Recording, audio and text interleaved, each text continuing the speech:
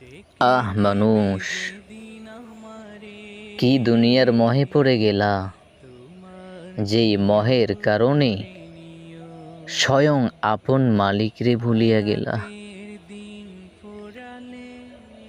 ওরে একবারও কি চিন্তা করে দেখেছো, গাছপালা তরুলতা তোমার সুন্দর চেহারা কে বানিয়েছেন? সকালবেলা তোমাকে কে সমৃদ্ধ বাতাস দিচ্ছেন? সূর্যের আলো কে দিতেছেন? তোমার নিঃশ্বাসটা সার্বক্ষণিক কে চালু রেখেছেন? তোমার রিজিকের ব্যবস্থা কে করে দিচ্ছেন? কাউকে ধনী কাউকে গরিব কে বানিয়ে দিতেছেন? যুবক, একবারও এইগুলা ভাবিয়া দেখো না। একবার যদি ভেবে দেখতে, গুনাহের পথে সহজেই গুনাহের পথে যাওয়া সম্ভব হতো না।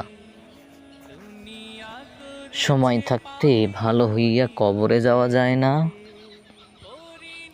ও বান্দা, আল্লাহ যে তোমারে এত নিয়ামত দিছেন, তার বিনিময়ে তুমি আল্লাহরে কি দিয়েছ একটু নিজেরে প্রশ্ন করে দেখো। পারবা না। আল্লাহর নিয়ামতের শুকরিয়া সারা জীবন ভর ইবাদত বন্দেগীতে কাটিয়ে দিল, বিন্দু পরিমাণ নিয়ামতের শুকুর আদায় করতে পারবা না। এত পরিমাণ নিয়ামত দিয়েছেন আল্লাহ।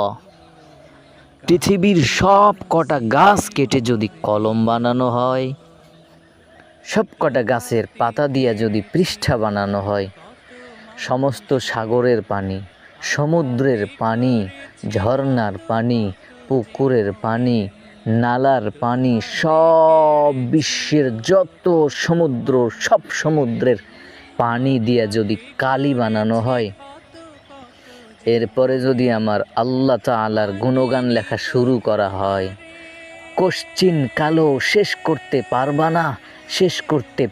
না। কখনোই সম্ভব না, কখনোই না। আহ মানুষ।